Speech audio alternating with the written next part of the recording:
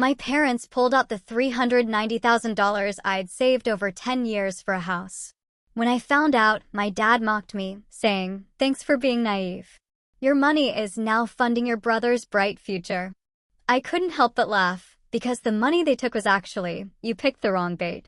What would you do if your own parents stole every penny of your life savings, $390,000, the culmination of a decade of relentless sacrifice, and then told you it was for your brother's bright future? Because that's exactly what happened to me, and the twisted irony of it all almost made me laugh. The memory of that day still tastes like ash in my mouth. It all began just last month, in the sterile glow of my banking app, a stark white screen displaying a zero balance where my future used to be. For me, Sarah, then 29, that zero represented 10 years of grinding, of scraping, of saying no to almost everything so I could finally say yes to my dream home. And if you're wondering why my father's chilling words sparked a laugh instead of tears, you need to understand what it was like growing up in Boston with Linda and Robert, my parents. From my earliest memories, their control was absolute, suffocating. My clothes, my friends, my activities, even the books I read, nothing escaped their scrutiny. Our sprawling colonial house, beautiful as it was, felt like a cage. Privacy? A foreign concept. "We're only looking out for your best interests," my mother, Linda, a marketing executive who managed parenting like a clinical project, would always say, even as she systematically dismantled every shred of my autonomy. My father, Robert, a financial advisor notorious for aggressive investment strategies, ran the family finances with the same iron fist. "Money isn't for children to worry about," he'd declare, yet he meticulously documented every single penny I spent in a little black notebook he kept in his desk. The hypocrisy was stark, especially when you looked at my younger brother, Daniel. For years my junior, Daniel could do no wrong. His room was his sanctuary, his choices rarely questioned. They poured money into his hobbies, expensive gaming setups, travel soccer leagues. When he totaled his first car at 17, they bought him a newer, better one without so much as a sigh. "Boys will be boys," Linda would shrug, while I got a 2-hour interrogation for being 15 minutes past curfew. Maybe it was that blatant favoritism, that constant message that I was somehow less than, that fueled my desperate drive for financial independence. At 16, I got my first job at a local coffee shop, meticulously stashing my tips in a hollowed-out book on my shelf. By 18, I'd saved enough for my first semester of community college, attending full-time while still working. My parents were livid when I moved out at 19, hauling my meager savings and thrift store furniture to a shared apartment. "You're making a terrible mistake," Robert had sneered. "You'll be back within 6 months." He was wrong. I thrived. I transferred to a 4-year college on a partial scholarship, majoring in computer science, and by 22, I landed an entry-level position at a small tech company. 3 years later, at 25, I was a senior developer. My savings strategy was a religion. 30% of every paycheck, without fail, went into a high-yield account. I lived with roommates, drove a beat-up 15-year-old car, cooked every meal at home, and bought clothes secondhand. Every bonus, tax refund, side gig payment, straight into savings.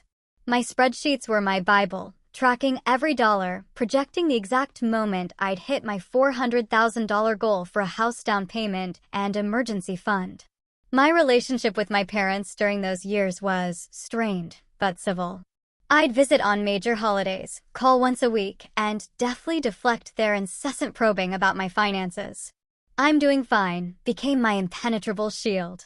Then, 3 years ago, I met Jessica at a tech conference, and my world truly opened up. She was brilliant, funny, and she understood my relentless drive for independence without me ever having to explain. A year later, we moved in together, further cutting my living expenses and pushing my savings timeline even faster. It was Jessica who gently nudged me to start house hunting 6 months ago, even though I was still about $10,000 short of my goal. "Real estate isn't getting cheaper around here," she'd point out logically. "And interest rates are still reasonable. It makes sense to start looking now." So, we spent weekends touring open houses, gradually refining our perfect wish list: 3 bedrooms, a home office, a decent kitchen, a small yard, and crucially, a location that wouldn't condemn us to soul-crushing commutes. When we finally found the house, a beautiful 3-bedroom craftsman in a quiet neighborhood just outside the city, with original woodwork and an updated kitchen, listed at $385,000, almost perfectly matching my savings, I knew. "We can put an office in the smallest bedroom," Jessica said, her voice full of excitement as we walked through the sunlit rooms during our second viewing. "And the backyard has enough space for that garden you've always wanted." For the first time in my life, I allowed myself to fully picture a future that was completely mine. A home no one could control or take away. A solid foundation for the life I'd been working towards for an entire decade. My parents, predictably, were less than thrilled. "Home ownership is a trap at your age," Robert declared during a Sunday phone call. "You'll be tied down with maintenance and property taxes when you should be focusing on career advancement." Linda quickly added, "And why rush into such a commitment? You're still so young. Plenty of time to settle down later." Their disapproval was expected, so I didn't share any more details about the house or my plans to make an offer. That's why I was so confused when, at our next family dinner, Robert casually mentioned the beautiful oak cabinets in the kitchen of the house I was considering. I froze, my fork pausing halfway to my mouth. "I never told you about the oak cabinets," I said, a strange chill creeping down my spine. Robert looked momentarily flustered, then quickly recovered. "You must have mentioned it during our last call." I knew I hadn't. But I let it slide, dismissing it as a coincidence, or maybe Jessica had said something. Looking back, that should have been my first blaring siren, my first warning that something was terribly, terribly wrong. The first undeniable sign that something was horribly wrong crashed into my inbox 3 days after that dinner. "Account access confirmed from new device," my phone buzzed. I frowned. My banking app? I hadn't opened it all day. I immediately logged in through my secure browser, heart pounding. Everything looked normal. No unauthorized transactions. Still, the notification gnawed at me. I called customer service. "We show a login from a new IP address at 2:15 p.m. today," the representative confirmed. "From within your state." I opted for a password change, assuming I'd been careless. But a cold, gnawing unease lingered. 2 days later, it happened again. Another email. Successful login from an unrecognized device. This time, I called the bank straight away, demanding a security specialist. Marcus, a calm voice on the other end, explained, "Miss Sarah, I'm showing multiple access points to your account over the past week. Some from mobile devices not registered to your profile. Is anything missing?" I stammered, my heart racing. "Has anyone transferred money out?" "No unauthorized transfers yet," he said, "but there have been several inquiries about wire transfer procedures." I agreed immediately to a temporary freeze and additional security protocols, including verbal confirmation for any transfers over $1,000. Marcus suggested a full security scan on all my devices. That evening, I did just that. Phone first, then my laptop, the one I'd had for 3 years, my financial hub.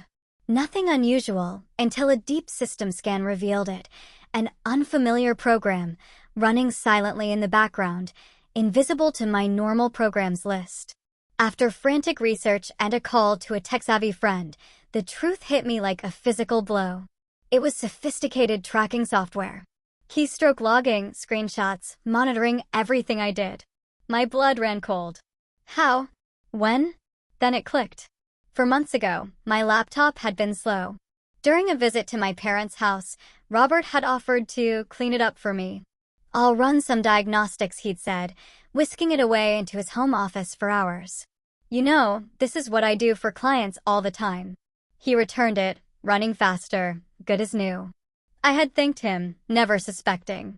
Growing dread turned into sickening certainty. My parents had been monitoring my financial life for months. They'd seen my online banking sessions, my house hunting searches, every mortgage pre-approval email, even my excited conversations with Jessica about our future. My hands shaking uncontrollably, I logged into my main savings account using Jessica's tablet, bypassing the temporary freeze with a phone verification. The balance read $0. Where $390,000 should have been 10 years of disciplined saving, of sacrifice, of my entire future, there was nothing. I frantically checked the transaction history. A wire transfer. Completed yesterday. The entire balance. To an account I didn't recognize. The room spun. A sound escaped me, something between a gasp and a choked scream. Jessica rushed over, alarmed. "Sarah, what's wrong?" she cried, gripping my shoulders as I stared blankly at the screen. "It's gone," I whispered, my voice hollow. "Everything. 10 years of savings, the house, our future. It's all gone." Jessica grabbed the tablet, quickly scanning the information. "This has to be fraud," she said firmly. "We'll call the bank right now. They can reverse wire transfers if we act quickly." But as my composure slowly returned, and I looked closer at the transfer details, a sickening realization dawned. The receiving account holder information included a name I recognized all too well, Robert Harper. My father. "It's not fraud," I said, my voice barely audible. "It's my parents. I tried calling them immediately. No answer. Texts went unread. I even emailed their personal and work addresses with emergency, please contact me in the subject line. Nothing. By morning, after a sleepless night pacing our apartment, I'd left 6 voicemails and sent countless messages. The silence was deafening, crushing. And in that silence, my shock hardened into something resolute, unshakable. "I'm going over there," I told Jessica, grabbing my car keys. "I'm coming with you," she replied, already reaching for her jacket. I shook my head. "No, I need to do this alone. But I'll call you immediately if I need backup."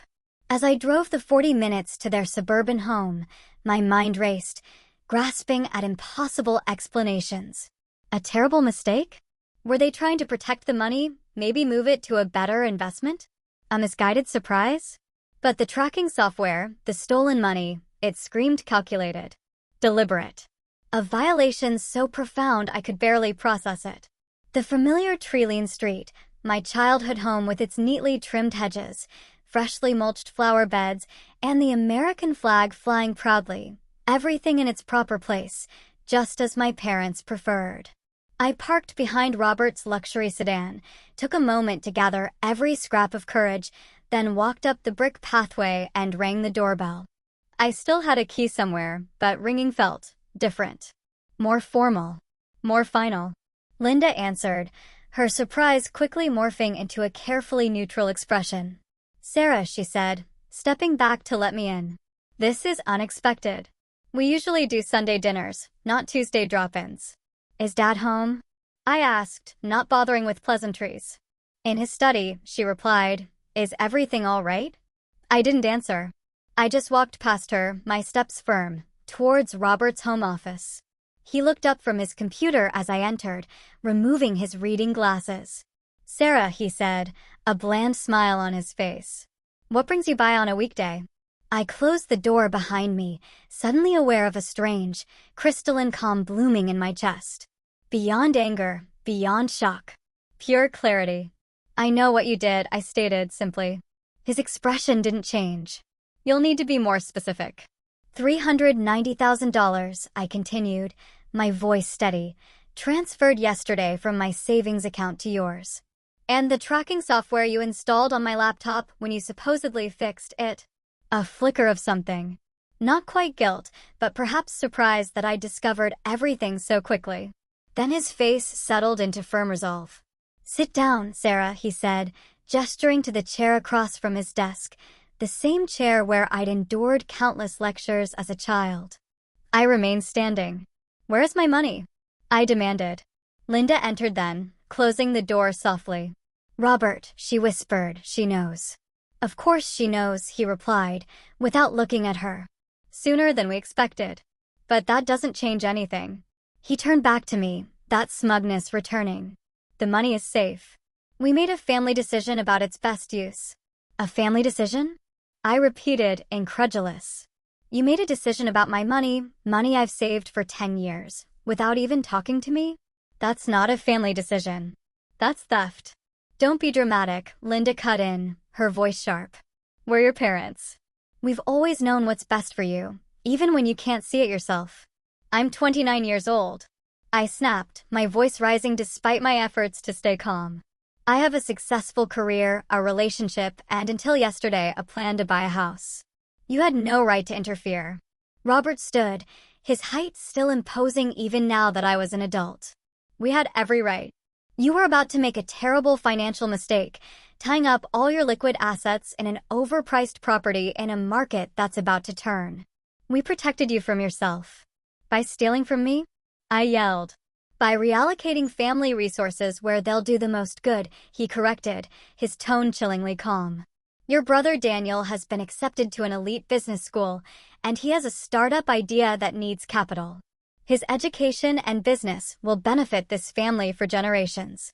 As if on cue, the front door opened and closed. Moments later, Daniel appeared in the doorway of the study, looking utterly confused. What's going on? He asked, glancing between us. Nothing that concerns you, Linda said quickly. Actually, I said, turning to face him, my voice dangerously calm. They just stole my entire savings account to give to you. $390,000 that I've been saving for 10 years to buy a house. Apparently, your education and business idea are more important than my future. Daniel's eyes widened, a dawning horror on his face. What?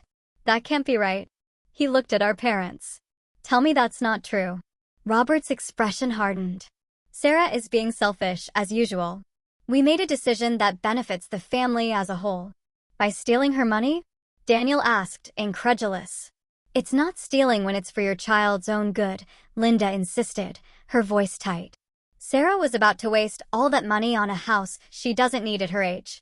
Your future is more promising. Daniel looked horrified. I never asked for that. I would never want her money taken from me. Robert waved his hand dismissively. You'll understand when you're older, both of you. Sometimes parents have to make difficult decisions. He turned back to me, a smirk on his face. Thanks for your naivety. Your money has now secured your brother's bright future.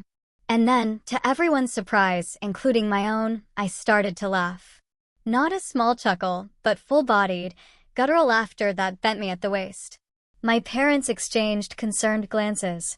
Sarah, Linda said cautiously. Are you all right? I straightened, wiping tears from my eyes. Oh, I'm better than all right, I said, still grinning. I'm fantastic. Because you didn't get what you think you got. Robert's brow furrowed. What are you talking about? $390,000 is what I had in total savings, I explained, my smile unwavering.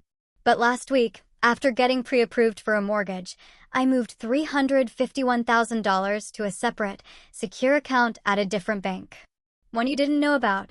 The account you emptied only had $39,000 in it. The color drained from Robert's face. That's not possible. We monitored your main account. You never made any large transfers. No, I agreed, enjoying his shock. I didn't. Because after I noticed some strange activity on my account, I went to the bank in person and arranged for a banker to help me transfer the funds physically, with no digital trail. I was planning to surprise Jessica with the good news that we could make an offer on the house with extra funds for renovations. Linda sank into a chair. You're lying. Call the bank if you don't believe me, I replied, a cold satisfaction spreading through me. Though I'm not sure you want to draw more attention to what you've done. Daniel moved to stand beside me, his presence a silent comfort. I want no part of this, he said firmly to our parents. Whatever they took from you, Sarah, I don't want it, and I'll help you get it back. Robert's shock quickly transformed into pure rage. You ungrateful children.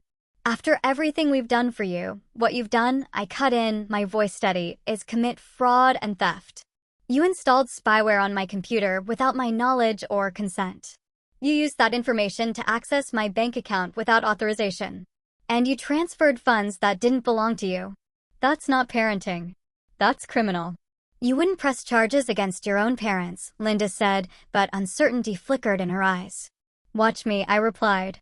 I turned to leave, then paused at the door. You have 24 hours to return my $39,000. After that, I'm going to the police with evidence of everything you've done. As Daniel and I walked out together, Leaving our parents stunned and speechless in the study, a monumental weight lifted from my shoulders.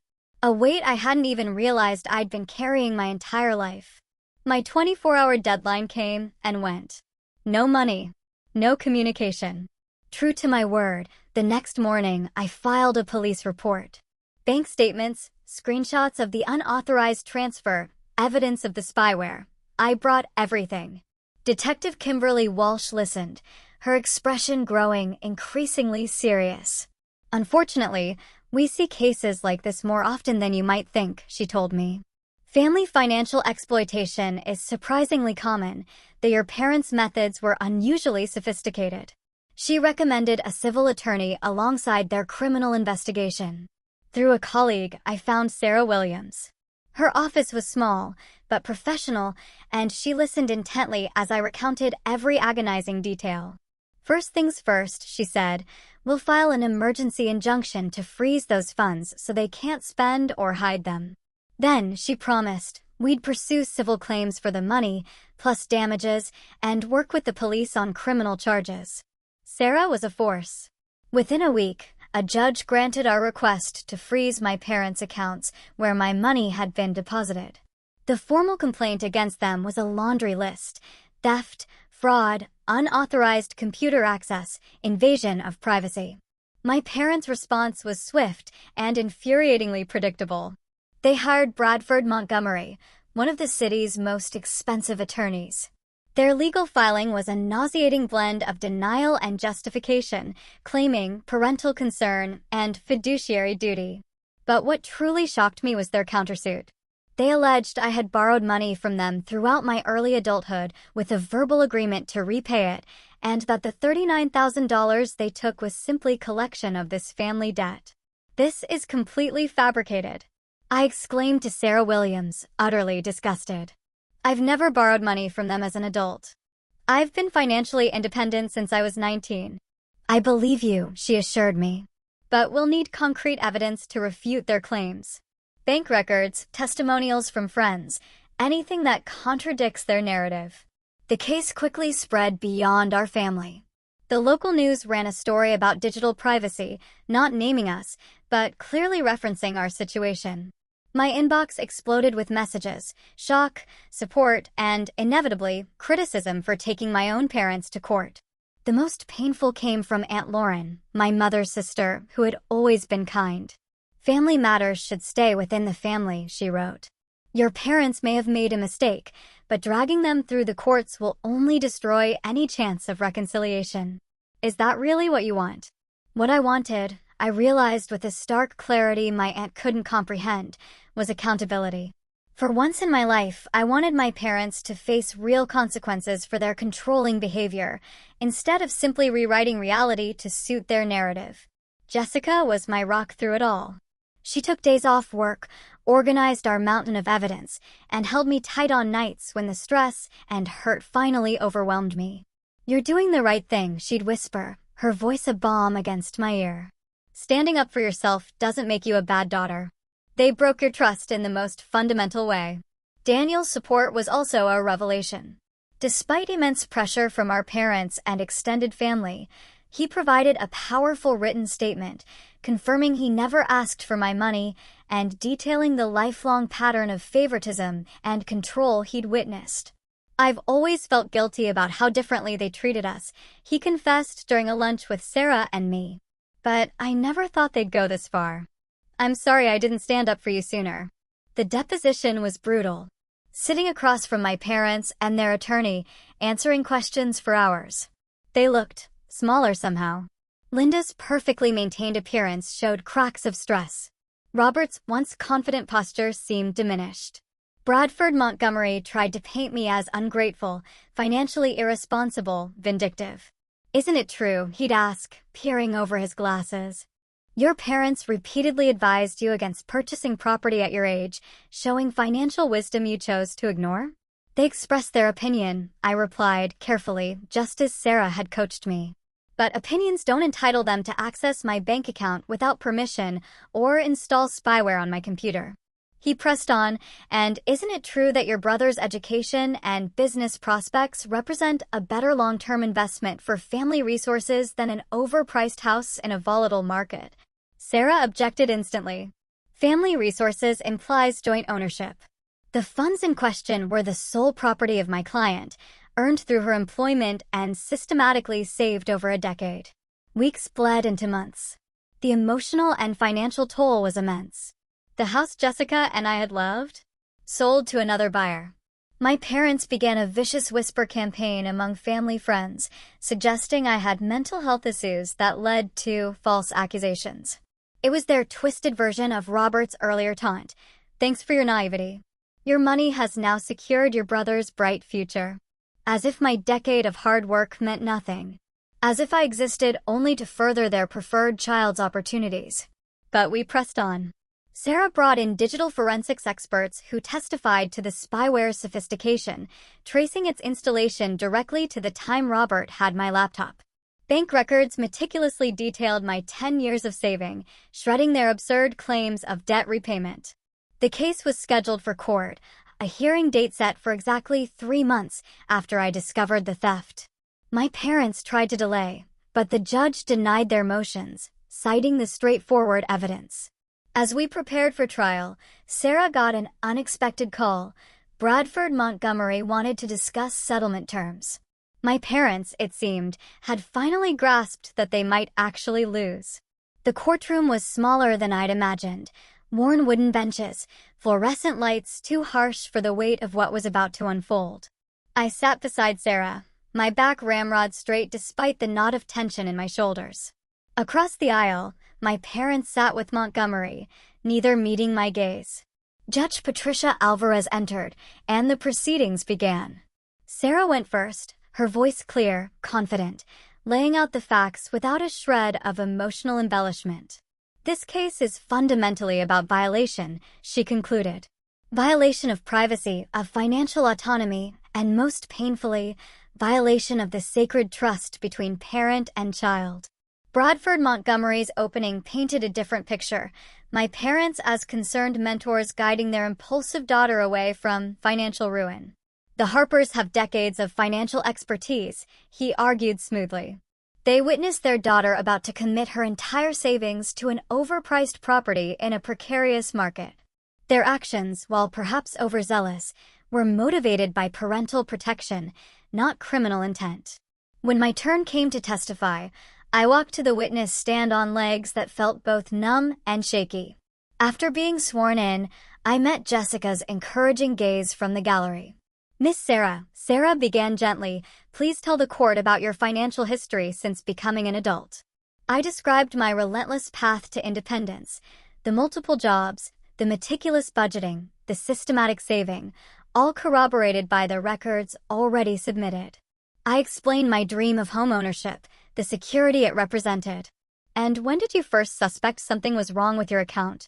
Sarah prompted.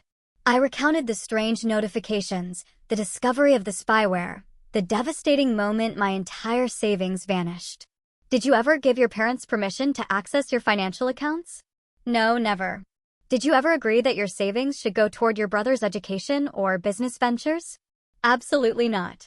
And how has this incident affected you, Miss Sarah? I paused, gathering my thoughts, fighting back the tremor in my voice.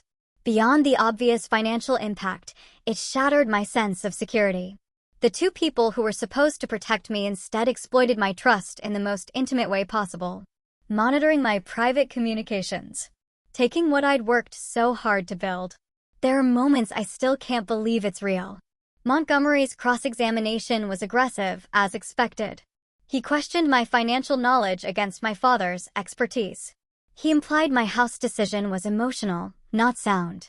He even suggested my parents had discussed their concerns multiple times, and I had stubbornly refused to listen.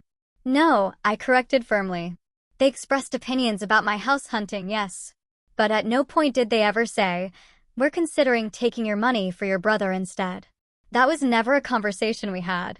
The digital forensics expert was next, methodically explaining the spyware, how it worked, when it was installed, the sheer extent of surveillance.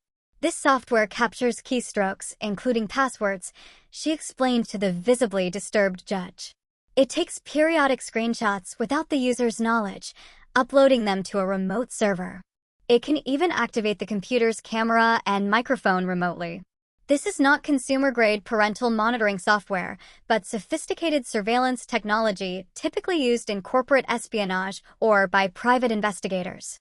Robert shifted uncomfortably, his face paling as she pinpointed the exact date and time of installation, precisely when he'd had my laptop. Perhaps the most damaging testimony came from an unexpected source, the bank manager who had helped me transfer the bulk of my savings. He confirmed I had come to the bank in person, expressed concerns about unusual account activity, and specifically asked for assistance in protecting my assets.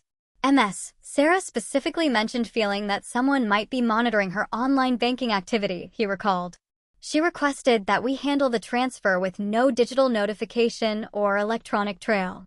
This directly contradicted my parents' claim that I'd fabricated the story about transferring my money before they accessed my account.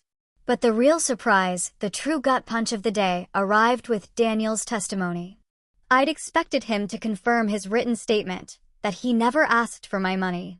But he went so much further. My parents have always treated Sarah and me differently, he stated clearly. Growing up, I received opportunities, trust, and resources that she didn't, for no reason other than I was their son, and she was their daughter. A murmur ran through the courtroom as he continued. When I learned what they had done with Sarah's money, supposedly for my benefit, I was horrified. But I wasn't entirely surprised. This fits a pattern of control they've maintained over her for as long as I can remember. Then, his voice steady, he dropped a bombshell I hadn't known. After Sarah discovered what happened, our parents approached me with $50,000 to start my business immediately, saying it was my portion of a family investment. When I refused it and said I would support Sarah in court if necessary, they threatened to withdraw funding for my education entirely. Linda made a small, strangled sound from her seat. Robert's face flushed dark red. Daniel, that's enough, he snapped, earning a swift reprimand from the judge. As the first day of proceedings ended, Sarah Williams looked cautiously optimistic. The judge seems troubled by the evidence, she whispered to me, particularly the sophisticated spyware and your brother's testimony. The second day brought an unexpected development. Before proceedings even began, Bradford Montgomery requested a brief recess. When court resumed, he approached the bench. Your Honor, my clients would like to propose a settlement. The terms were straightforward. Full return of the $39,000, plus $20,000 in damages to cover my legal fees and emotional distress. In exchange, I would drop all claims and agree not to pursue criminal charges. Judge Alvarez turned to me. Miss Sarah, are these terms acceptable to you? I looked at my parents then, really looked at them, perhaps for the first time in my adult life. Linda's perfect posture, Robert's confident facade, both now cracked under the immense pressure. They had monitored my most private communications, violated my trust, taken what wasn't theirs, all while believing they were entitled to control my life, even as an adult. No, Your Honor, I said clearly. Those terms are not acceptable. Bradford Montgomery looked stunned. Sarah Williams leaned close, whispering urgently, Sarah, this is a reasonable offer. We should consider it. I've spent my entire life being reasonable while they've been controlling, I replied quietly, my gaze still fixed on my parents. I want the court to decide. And so, the proceedings continued. Financial records from my parents' accounts then revealed something I hadn't known. They had been experiencing significant financial pressure themselves. Robert's investment firm had lost several major clients. Their mortgage was underwater after a poorly timed refinance. Daniel's elite business school tuition was far beyond what they could comfortably afford. They had taken my money not just out of a desire to control me or favor my brother, but out of sheer desperation to maintain appearances and expectations they could no longer financially support. This didn't excuse their actions, not for a second, but it provided a chilling context. They were drowning, and they saw my savings as a life raft, justifying the theft through a lifetime of paternalistic control. In her closing argument, Sarah Williams emphasized the deliberate nature of my parents' actions. This was not a momentary lapse in judgment, she stated firmly. It was a calculated series of invasions, executed over months, culminating in the theft of my client's life savings. The court must send a clear message. Family ties do not exempt anyone from basic legal and ethical boundaries. Bradford Montgomery's closing was noticeably more subdued, focusing on my parents' unblemished reputations and their sincere belief in acting in the family's best interest. Judge Alvarez took a day to consider her ruling. When we returned to court, the tension was palpable. In the case of Harper versus Harper, she began, her voice stern, "This court finds in favor of the plaintiff." A gasp escaped someone in the gallery. The defendant's actions constitute a clear violation of multiple statutes regarding privacy, unauthorized computer access, and financial fraud. She ordered my parents to return the full $39,000 plus $50,000 in punitive damages and granted a permanent injunction, barring them from any contact with my financial institutions or electronic devices. Looking directly at my parents, she added, "While the court acknowledges the special relationship between parents and children, that relationship does not confer ownership or control of an adult child's assets." Miss Sarah has demonstrated admirable financial responsibility and independence. The paternalistic overreach demonstrated by the defendants is particularly troubling given the sophisticated methods employed. As a final, powerful blow, she noted she would be referring the case to the district attorney's office for consideration of criminal charges. My parents sat motionless. Robert's face was pale. Linda's eyes were downcast. They had lost not just the case, but the carefully constructed narrative they'd built around their actions, their parenting, and their own precarious financial stability. As we left the courtroom, Daniel caught up with me in the hallway, his concern etched on his face. "Are you okay?" he asked. I considered the question, truly. "Not yet," I answered honestly. "But I will be." The weeks after the court ruling brought both practical challenges and a profound emotional upheaval. My parents, predictably, complied with the financial judgment quickly, clearly hoping to mitigate potential criminal charges. The district attorney ultimately decided not to pursue criminal prosecution, citing their clean record and the full restitution made. But with the return of my $39,000, plus the additional $50,000 in punitive damages, I now had even more than my original savings goal. Jessica and I, with renewed hope, resumed house hunting. The market had shifted during the months of legal proceedings, but our spirit hadn't. One Saturday morning, as we lay in bed, Jessica's tablet propped against her knees, she scrolled through listings. "What about this one?" she asked, pointing. For bedrooms, renovated kitchen, about 10 minutes farther from downtown than we originally planned. It was beautiful, slightly larger than our initial target, with a wraparound porch and an established garden. And the price? Perfectly within our budget, especially now. "It's perfect," I said, a flutter of excitement finally replacing the hard knot of anxiety that had lived in my chest for months. "Let's see it today." 2 weeks later, our offer was accepted. As we signed the mountain of paperwork at closing, I felt a surreal sense of accomplishment. Despite everything, the betrayal, the brutal legal battle, the public exposure, I had achieved what I'd worked towards for 10 years. "Congratulations, homeowners," the real estate agent beamed, handing us the keys with a flourish. That night, Jessica and I sat on the bare floor of our new living room, sharing takeout and champagne by the light of a single floor lamp we'd brought from our old apartment. "To new beginnings," Jessica toasted, her glass clinking against mine. "And to hard lessons learned," I added quietly. The emotional fallout, however, was far more complex than the practical resolution. I established rock-solid boundaries with my parents. No unannounced visits to our new home, and absolutely no discussions about my finances ever. Our interactions were limited to brief, civil exchanges at family gatherings, which I attended primarily to maintain my relationship with Daniel. My brother had moved out of our parents' home shortly after the court case, renting a small apartment near his university. He was pursuing his business degree, but now through student loans and part-time work, not parental funding.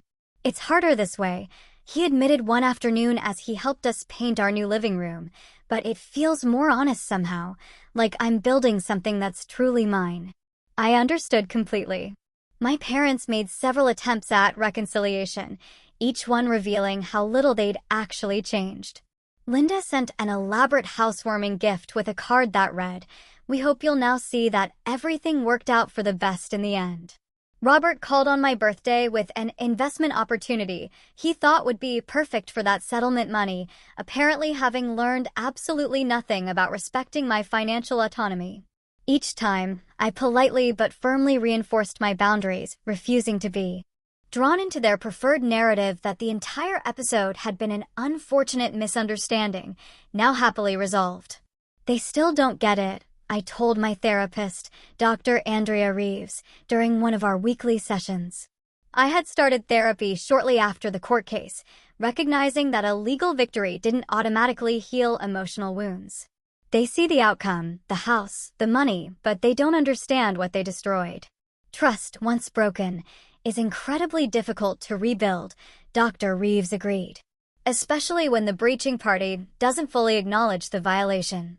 Your parents may never truly understand the impact of their actions, and your healing can't depend on their recognition.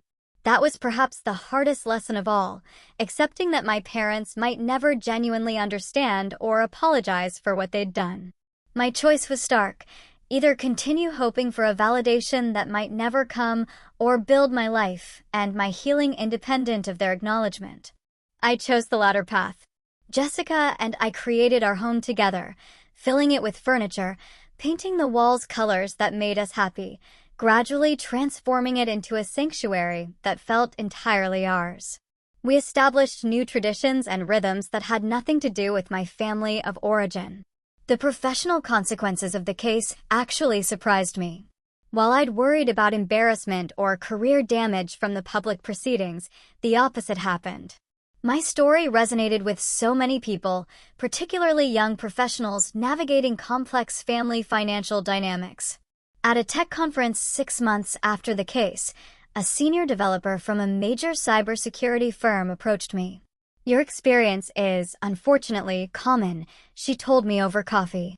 "The technical aspects of your case, combined with your development background, make you uniquely qualified to understand both the emotional and technical dimensions of privacy violations. We have an opening on our family security team if you're interested."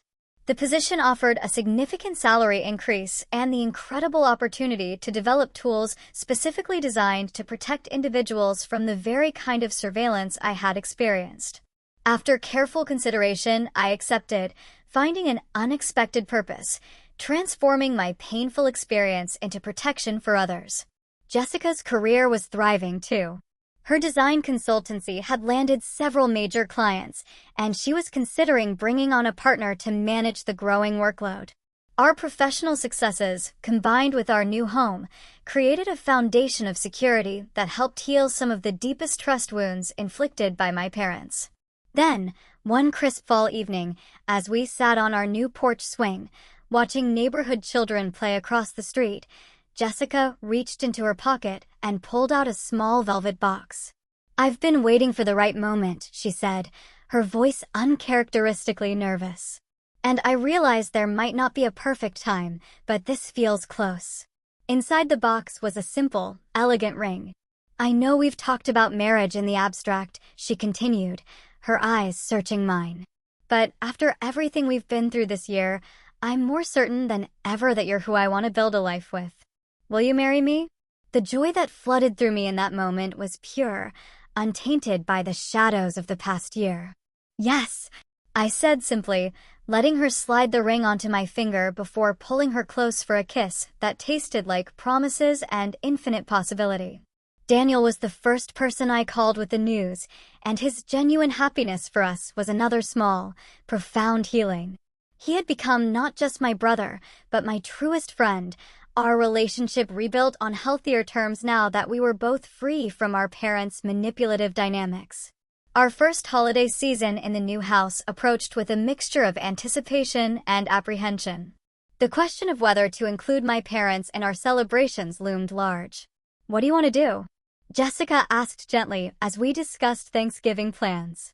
"It's completely your call."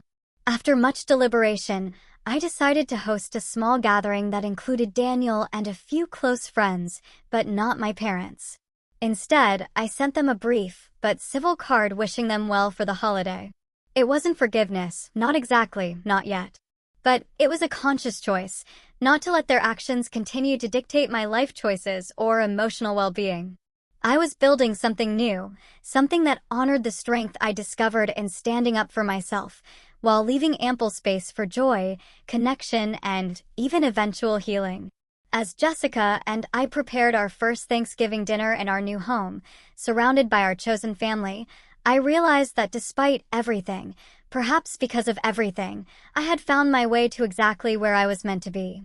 1 year after the court ruling, my life had transformed in ways both visible and invisible.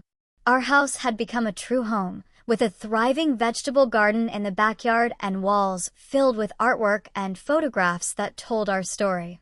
Jessica and I married in a small, heartfelt ceremony on our property, with Daniel as my person of honor and a handful of close friends as witnesses. My relationship with my parents remained limited, but civil. We'd established what Dr. Reeves called structured contact, with clear boundaries and expectations. Holiday gatherings were at neutral locations, conversations kept to safe topics, and any attempts to discuss finances or offer unwanted advice were met with polite, but firm, redirection. "I'm still working on forgiveness," I told Dr. Reeves during our now monthly sessions. "Not for their benefit, but for mine. Carrying anger just takes too much energy I'd rather direct elsewhere." "Forgiveness doesn't mean forgetting or allowing the same patterns to continue," she reminded me. "It can simply mean accepting what happened and choosing to move forward without letting it control your present." That perspective helped me navigate the complex emotions that still occasionally surfaced. There were moments when a casual comment or familiar gesture from Linda would trigger a flash of the old hurt and betrayal. But those moments became less frequent, less intense, as I continued to build a life defined by my choices rather than their actions. Daniel had graduated and launched a modest but promising tech startup funded through small investors and a grant program for young entrepreneurs. He had consciously established his business completely independent of our parents' financial input, despite their repeated offers. "I'm following your example," he told me over dinner at our house one evening. "Building something that's truly mine." His progress in therapy was evident. He now established his own boundaries and pursued his own path without seeming torn by guilt or obligation. We had both learned that family connections, while important, weren't worth sacrificing our autonomy or self-respect. The most unexpected development had been my growing involvement in financial education and digital security awareness. What began as a single guest lecture at a local community college, sharing my experience with identity protection students, evolved into a regular speaking engagement and eventually a workshop series I developed called Digital Boundaries. The workshops combined practical skills for securing personal information with deeper discussions about setting and maintaining boundaries, particularly in family financial dynamics. I even partnered with local domestic violence organizations, recognizing that financial control is often an overlooked aspect of abusive relationships.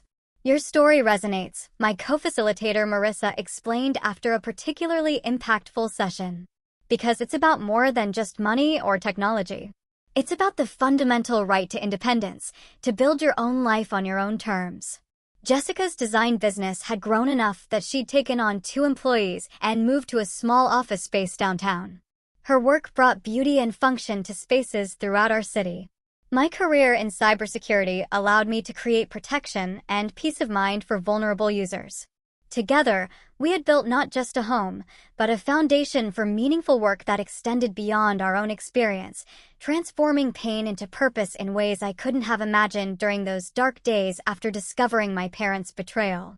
My perspective on family had evolved profoundly.